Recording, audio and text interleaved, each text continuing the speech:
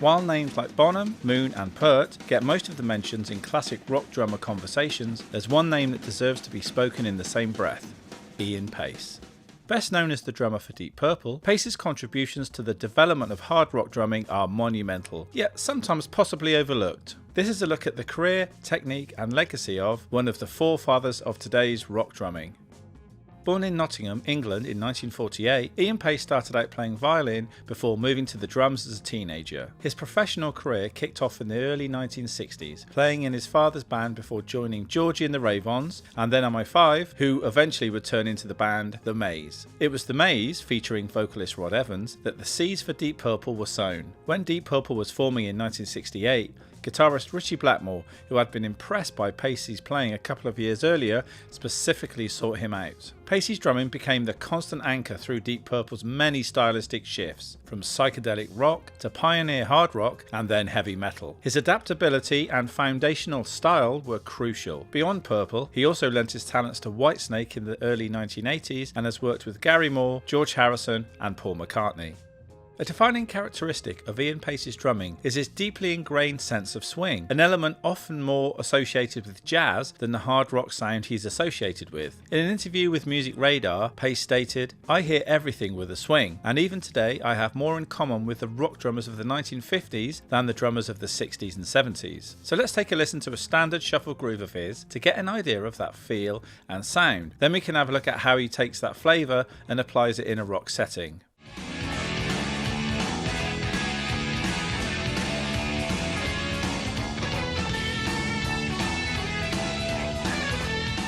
A perfect example of how an injection of swing into a rock groove can give it some undeniable groovy character is Deep Purple's version of Hush. Paice explained that he envisioned the drum part with a samba pulse in mind, aiming to complement John Lord's organ work while maintaining an inherent swing within the song's rock and roll rhythm. That kind of thinking, bringing a totally different rhythmic flavour into a rock song, really shows you his deep understanding of how rhythms can play together and his openness to pulling ideas from all over the musical map.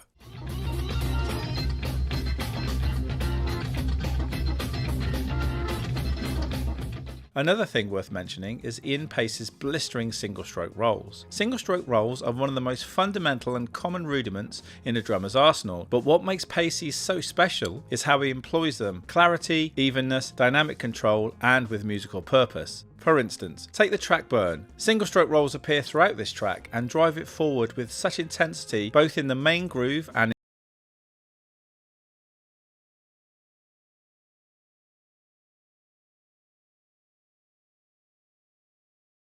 Paice is widely acclaimed for his fills that not only punctuate sectional changes but often become memorable hooks in their own right. A prime example of this is the iconic intro into the song Pictures of Home. Paice himself explained that his intention with this fill was to create a tumbling load of notes that misdirects the listener's perception of the downbeat. He achieved this by thinking in 3 beats against 2, grouping linear roughs in clusters of 3/8 notes.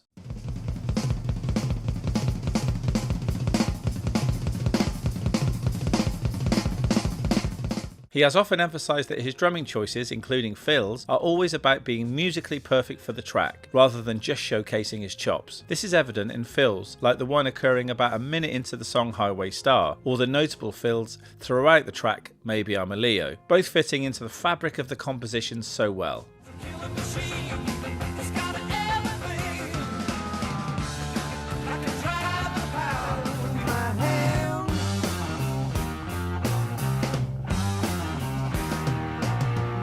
Ian is renowned for having a very fast single bass drum pedal technique, but for the 1971 song Fireball, Ian perfectly illustrated his song-first philosophy by using 2 bass drums to play the blistering intro to a soon-to-be Deep Purple classic.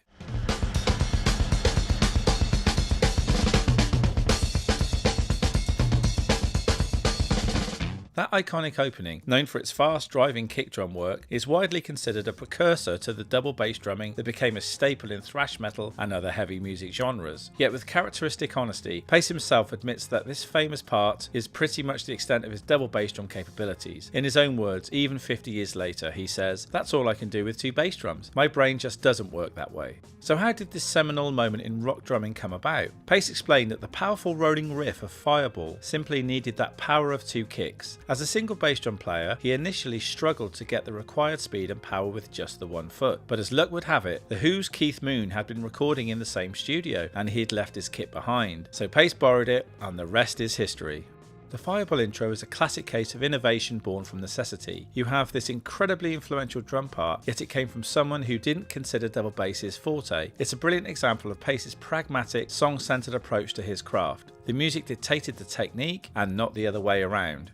We've touched on one of the central aspects of Paice's drumming philosophy, that of serving the music, but let's just dive a little deeper. He has consistently emphasised that his parts are about being musically perfect for the track, rather than just showcasing technical difficulty for its own sake. He strives to create a piece of music with his drum parts, not merely a functional beat. This approach means that even a technically gifted drummer like Paice will play with simplicity and restraint if the song demands it, or unleash complexity when it enhances the musical statement. Another core tenet of Paice's philosophy is that drummers should cultivate individuality and authenticity. In a 2010 interview with Drummer World, he states, "Don't try and be number two to anybody, just try to be number one to yourself." While advocating for originality, he also recommends not limiting one's influences. Instead, he encourages absorbing techniques and ideas from as many things and as many different drummers as possible, and then synthesizing these varied inspirations into your own personal style. This process, he believes, is how a drummer can create a distinctive sound that allows them to be noticed and remembered in a crowded field. Paice's own drumming, which masterfully blends elements of jazz, early rock and roll, funk and hard rock power, serves as a testament to that approach.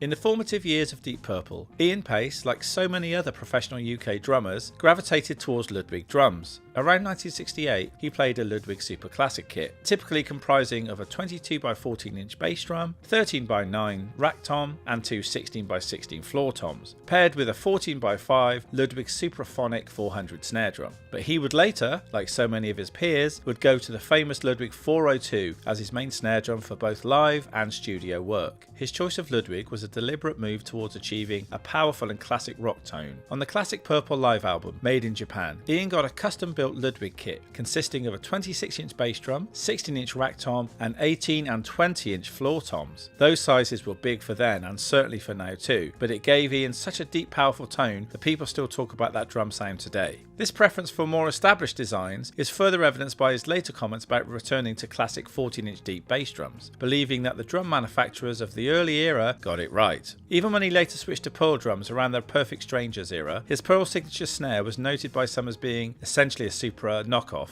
underscoring his enduring preference for that particular snare sound. These gear choices were clearly not arbitrary and were fundamental to crafting his signature power and percussive voice.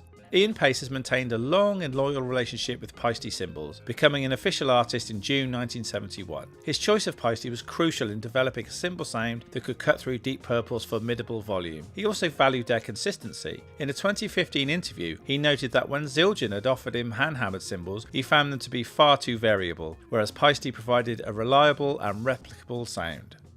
Ian Paice's technique, musical philosophy, unique sound and his engaging persona, even though he doesn't get the same level of praise as some of the greats, his work continues to resonate, not just for its historical importance in shaping musical genres, but for its timeless musicality and the enduring inspiration it offers to drummers and music enthusiasts alike.